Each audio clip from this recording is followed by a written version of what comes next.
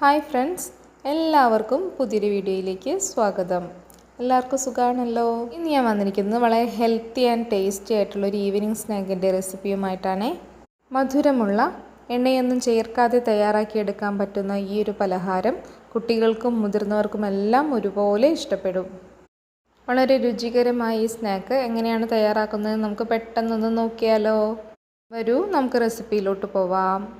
ആദ്യമായി മിക്സിയുടെ ജാറിലോട്ട് ഞാൻ 1/2 കപ്പ് ചിരകിയ തേങ്ങ ചേർക്കുന്നുണ്ട്. ഇത് ജസ്റ്റ് ഒന്ന് ക്രഷ് ചെയ്തെടുക്കാം. ക്രഷ് ചെയ്തെടുത്തിട്ടുണ്ട്. ജസ്റ്റ് ഒന്ന് പൊടിഞ്ഞ് കിട്ടിയാൽ മതി, നന്നായി അരിഞ്ഞൊന്നും വരേണ്ട ആവശ്യമില്ല. ഇത് നമുക്കൊരു സൈഡിലോട്ട് മാറ്റി വയ്ക്കാം.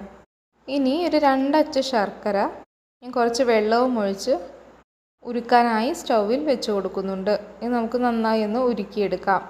ഞാനൊരു പാൻ സ്റ്റൗവിൽ വെച്ച് ചൂടാക്കി അതിലോട്ടൊരു 1/2 കപ്പ് അവൽ ചേർക്കുന്നുണ്ട്. ഞാൻ ബ്രൗൺ കളർ അവിലാണ് എടുത്തിട്ടുള്ളത്. നമുക്ക് ബ്രൗൺ കളറോ വൈറ്റോ ഏത് വേണമെങ്കിലും ഉപയോഗിക്കാം. ഇനി ഈ അവിൽ നന്നായി ഒന്ന് വറുത്തെടുക്കണം. ഫ്ലെയിമിൽ ഓയിൽ വെച്ചുകൊണ്ട് വറുക്കണേ, അല്ലെങ്കിൽ ഇത് പെട്ടെന്ന് കരിഞ്ഞു പോവാൻ ചാൻസ് ഉണ്ട്. നമുക്ക് ലോ ഫ്ലെയിമിൽ ഒരു 5-6 മിനിറ്റ് അവിലിങ്ങനെ ഒന്ന് വറുത്തെടുക്കാം. വീഡിയോ കണ്ടുകൊണ്ടിരിക്കുന്നവരിൽ ചാനൽ ആദ്യമായിട്ട് കാണുന്നവരുണ്ടെങ്കിൽ ഒന്ന് സബ്സ്ക്രൈബ് ചെയ്ത് സപ്പോർട്ട് ചെയ്യണേ.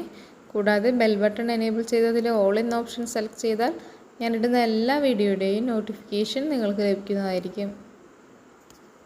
ഫ്രൈ ചെയ്യാൻ തുടങ്ങിയിട്ടൊരു 4-5 മിനിറ്റ് ആയി കാണും. ഇത് മതി. നമുക്കിനി ഫ്ലെയിം ലോയിൽ വെച്ച ശേഷം അവൽ ചൂടാറാനായി വേറൊരു പാത്രത്തിലോട്ട് മാറ്റി വയ്ക്കാം. ഇപ്പോൾ അവൽ നന്നായി റോസ്റ്റായിട്ട് കിട്ടിയിട്ടുണ്ട്. അവൽ മാറ്റി വെച്ച ശേഷം ഈ ഒരു പാനിലോട്ട് തന്നെ നമ്മൾ നേരത്തെ ചതച്ച് വെച്ച തേങ്ങ ചേർത്ത് കൊടുക്കാം. ഇതും കൂടി ഒന്ന് റോസ്റ്റ് ചെയ്ത് കിട്ടണം. നിങ്ങളുടെ കയ്യിൽ ഡെസിക്കേറ്റഡ് കോക്കനട്ട് ഉണ്ടെങ്കിൽ അതെടുത്താലും മതി. അങ്ങനെയാണെങ്കിൽ തേങ്ങ ചിരകണ്ടേ ക്രഷ് ചെയ്യേണ്ടതൊന്നും ബുദ്ധിമുട്ടില്ല. ഇത് നിങ്ങൾക്ക് ലോ ഫ്ലെയിമിൽ 2 മിനിറ്റ് റോസ്റ്റ് ചെയ്തെടുക്കാം. തേങ്ങയുടെ കളറൊന്നും മാറിപ്പോവരുതേ. എപ്പോഴും ലോയിൽ തന്നെയാണ്. ഈ തേങ്ങയും ഒന്ന് ചൂടായി കിട്ടിയ ശേഷം ഒരു ബൗളിലോട്ട് മാറ്റാവുന്നതാണ്. ഇനി ഇതിലോട്ട് കുറച്ച് കാഷ്യൂ നട്ട്സും കൂടി ചേർത്ത് ഒന്ന് റോസ്റ്റ് ചെയ്തെടുക്കാം. ഇത് ഒന്ന് ക്രഷ് ചെയ്തെടുക്കുന്നതിനാണ്. കാഷ്യൂ നട്ട്സ് ഒന്ന് റോസ്റ്റായി കിട്ടിയ ശേഷം ഒരു മിക്സിയുടെ ജാറിലിട്ട് ഒന്ന് ക്രഷ് ചെയ്തെടുക്കാം. ഇനി ഞാൻ മിക്സിയുടെ മറ്റൊരു ജാറെടുത്ത് അതിലോട്ട് ഒരു 4-5 ഏലക്ക തൊലി കളഞ്ഞത് ഇട്ട് കൊടുക്കുന്നുണ്ട്. നിങ്ങളുടെ കയ്യിൽ ഏലക്ക പൊടിയുണ്ടെങ്കിൽ അത് ചേർത്ത് കൊടുത്താലും മതി. ഇനി ഇതിൻ്റെ കൂടെ നേരത്തെ റോസ്റ്റ് ചെയ്ത് ചൂടാറാനായി മാറ്റി വെച്ചിരുന്ന അവൽ കൂടി ചേർത്ത് കൊടുക്കാം. ഇനി നന്നായി ഒന്ന് പൊടിച്ചെടുക്കണം. നല്ല ഫൈനായിട്ട് പൊടിച്ചെടുക്കുകയൊന്നും വേണ്ട കേട്ടോ, ജസ്റ്റ് ഒന്ന് പൊടിഞ്ഞ് കിട്ടിയാൽ മതി.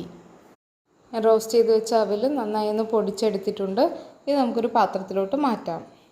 ഞാൻ ഇതുപോലത്തെ ഒരു സ്റ്റീൽ പാത്രത്തിലോട്ടാണ് മാറ്റി കൊടുക്കുന്നത്. ഇനി ഇതേ ജാറിലോട്ട് തന്നെ 2 പിടി നിലക്കടല ചേർക്കുന്നുണ്ട്. ഇത് വറുത്തെടുത്ത നിലക്കടലയാണ്. നിങ്ങൾക്ക് വേണമെങ്കിൽ ഇപ്പോൾ വറുത്ത ശേഷവും ചേർത്ത് കൊടുക്കാം. ഞാൻ ഓൾറെഡി വറുത്ത് വെച്ചത് എൻ്റെ കയ്യിലുള്ളത് കൊണ്ട് അതാണ് ചേർക്കുന്നത്. ഇതും ഇതുപോലെ ഒന്ന് തരിതരിപ്പായിട്ട് പൊടിച്ചെടുക്കാം. നമ്മൾ പൊടിച്ച് വെച്ചിരുന്ന നിലക്കടലയുടെ മിക്സ് കൂടി ഈ ഒരു പാത്രത്തിലോട്ട് മാറ്റുന്നുണ്ട്. ഇതിൻ്റെ കൂടെ നമ്മളൊന്ന് വറുത്ത് വെച്ച കോക്കനട്ട് കൂടി ചേർത്ത് കൊടുക്കാം. കൂടെ ക്രഷ് ചെയ്തെടുത്ത കാഷ്യൂ നട്ട് കൂടി ചേർക്കുന്നുണ്ട്. ഇനി നന്നായി ഒന്ന് മിക്സ് ചെയ്തെടുക്കാം. അതുകൊണ്ട് തന്നെ നന്നായി ഒന്ന് മിക്സ് ചെയ്തെടുത്ത ശേഷം നമ്മൾ ഉരുക്കി മാറ്റി വെച്ച ശർക്കര ആവശ്യാനുസരണം ഒഴിച്ചു കൊടുക്കാം. ഇളം ചൂടുള്ള ശർക്കര ഒഴിച്ചാൽ മതിയേ. ശർക്കര നല്ല ചൂടോട് കൂടി ഒഴിച്ചു കഴിഞ്ഞാൽ ഈ അവിലൊക്കെ ഒന്ന് വെന്ത് പോവും. അപ്പോൾ ഈ പലഹാരത്തിൻ്റെ ടേസ്റ്റേ മാറിപ്പോവും. അവിലപ്പോൾ നല്ല സോഫ്റ്റായിട്ടായിരിക്കും കിട്ടുക. നിങ്ങൾക്ക് നല്ല സോഫ്റ്റായിട്ടുള്ള സ്വീറ്റാണ് വേണ്ടതെങ്കിൽ നല്ല തിളച്ച ശർക്കര ഒഴിച്ചു കൊടുക്കാവുന്നതാണ്.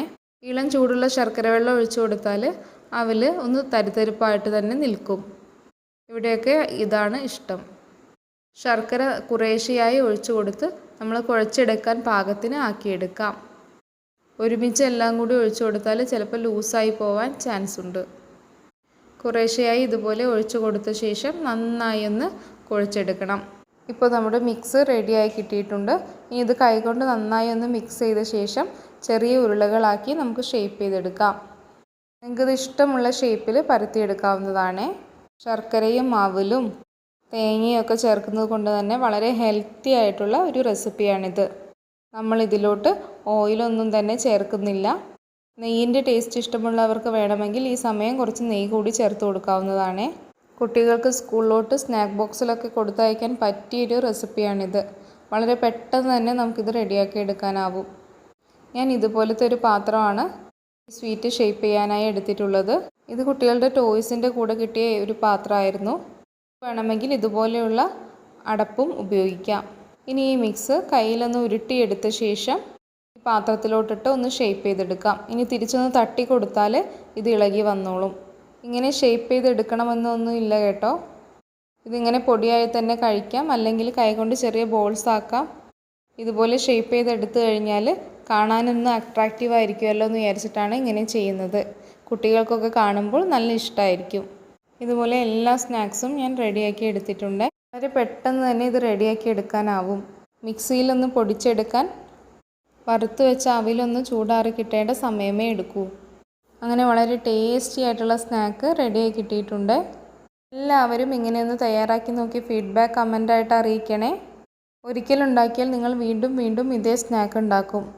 അത്രയ്ക്കും ടേസ്റ്റാണിതിന്. വീഡിയോ കണ്ടുകൊണ്ടിരിക്കുന്നവരിൽ ചാനൽ സബ്സ്ക്രൈബ് ചെയ്യാതെ കാണുന്നവരുണ്ടെങ്കിൽ ഒന്ന് സബ്സ്ക്രൈബ് ചെയ്യണേ. കൂടാതെ റെസിപ്പി ഇഷ്ടപ്പെട്ടാൽ ലൈക്ക് ചെയ്യാനും ഫ്രണ്ട്സിനും റിലേറ്റീവ്സിനൊക്കെ ഷെയർ ചെയ്ത് കൊടുക്കാനും മറക്കരുതേ. വീണ്ടും പുതിയൊരു അടിപൊളി റെസിപ്പിയുമായി കാണാം. താങ്ക്